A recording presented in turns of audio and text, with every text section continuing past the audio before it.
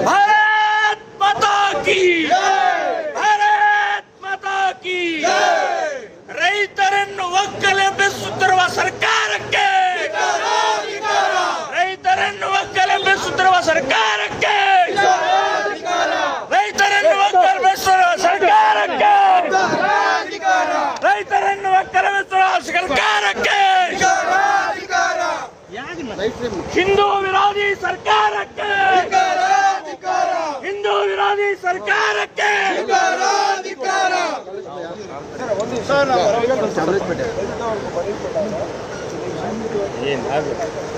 ಮುಂದಕ್ಕೆ ಹೋಗ್ತೀವಿ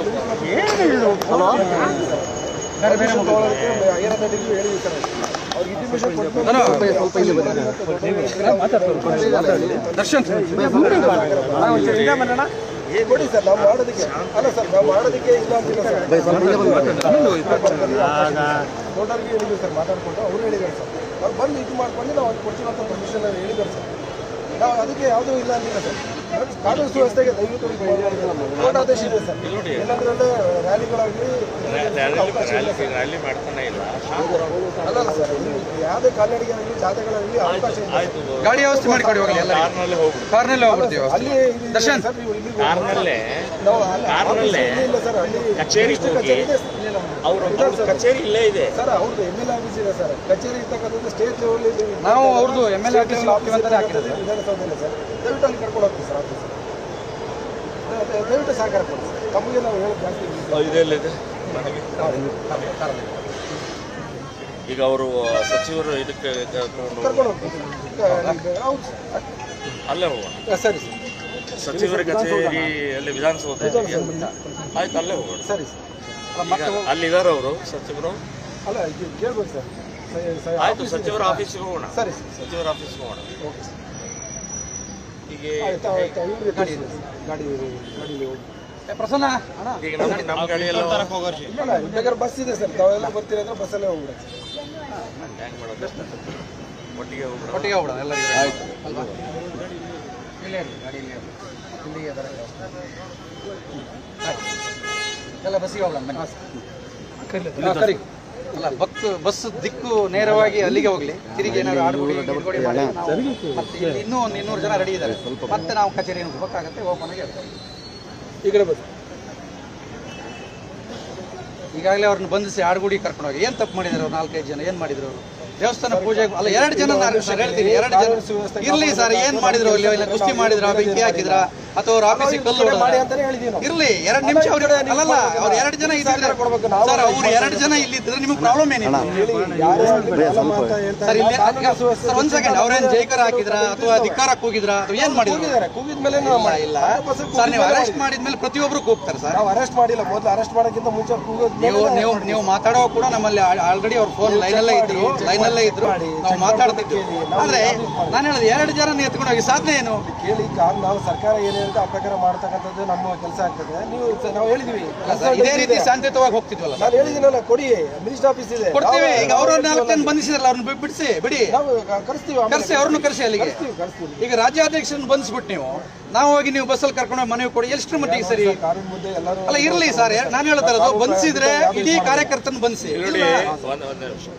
ಕಾನೂನು ಅಂತ ಹೇಳುವಂಥವ್ರು ಕಾನೂನು ಬಾಹಿರವಾಗಿ ರೈತರಿಗೆ ನೋಟಿಸ್ ಕೊಟ್ಟವ್ರಿಗೆ ಏನ್ ಮಾಡಿದ್ರಿ? ಏನು ಮಾಡಿಲ್ಲ ರೀ. ಇಲ್ಲಿವರೆಗೆ ರೈತರು ಒಬ್ಬ ರೈತರಿಗೆ ಅನ್ಯಾಯ ಮಾಡಿದಂತವ್ರು ಒಬ್ಬರ ಮೇಲೆ ಕ್ರಮ ತಗೊಂಡಿಲ್ಲ. ತಹಸೀಲ್ದಾರ್ ಮೇಲೆ ಇಲ್ಲ. ಅಲ್ಲ, ಈಗ ನೀವೇ ಕಾನೂನು ಅಂತ ಹೇಳ್ತಾ ಇದ್ದೀರಲ್ಲ, ಅದಕ್ಕೆ ನಾನು ಹೇಳ್ತಾ ಇದ್ದೇನೆ ಕಾನೂನು ಅಂತ.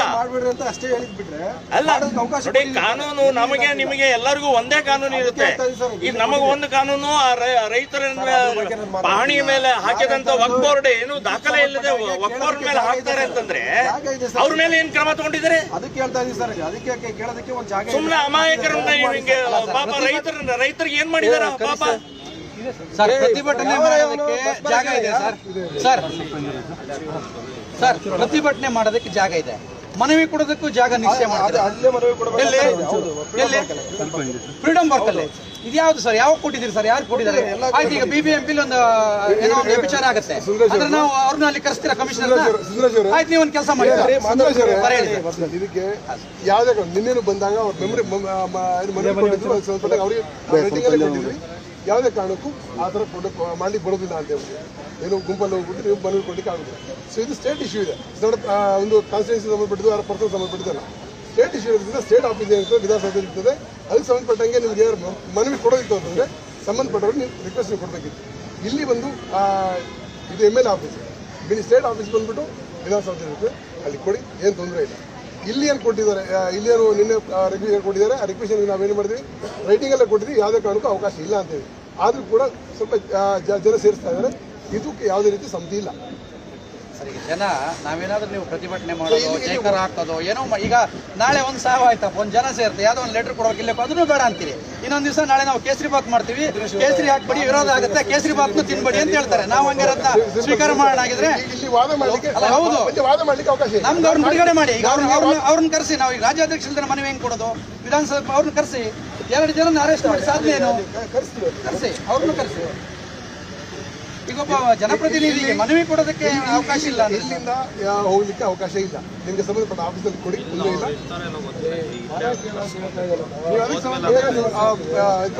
ನಾವು ಒಂದು 2-3 ಬಾರಿ ಟ್ರೈ ಮಾಡಿದೀವಿ, ನಮ್ಮ ಕೈಗೆ ಅವ್ರು ಸಿಕ್ಕಿಲ್ಲ. ಅದೇ ಕಾರಣಕ್ಕೆ ನಾವು ಆಫೀಸ್ ಹೋಗ್ಬೇಕಂತ ನಮ್ಮ ವೆಹಿಕಲ್ಗಳು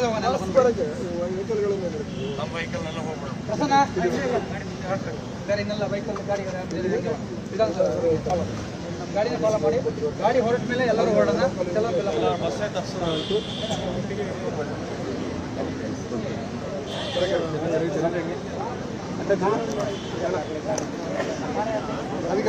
ಸರ್ ಅವ್ರ ಕರೆಸ್ಲಿಕ್ಕೆ ಯಾರು ರಾಜ್ಯಾಧ್ಯಕ್ಷ ಬಸ್ ಬರ್ತಿತ್ತು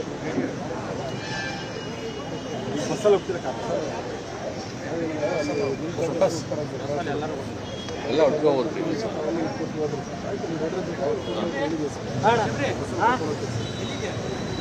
ಜೈ ಶ್ರೀರಾಮ್, ಜೈ ಶ್ರೀರಾಮ್.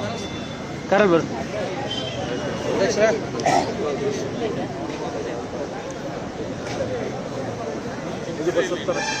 ಗಾಡಿ ಫಾಲೋ ಮಾಡಿ.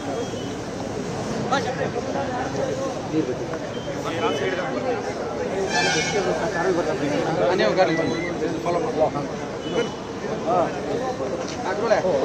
भारत माता की जय, भारत माता की जय. हिंदू विरोधी सरकार के जमीर अहमद के जमीर अहमद के जमीर अहमद के जमीर अहमद के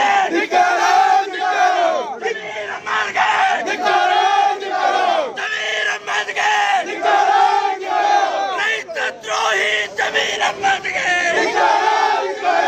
रैत द्रोही जमीर अहमद के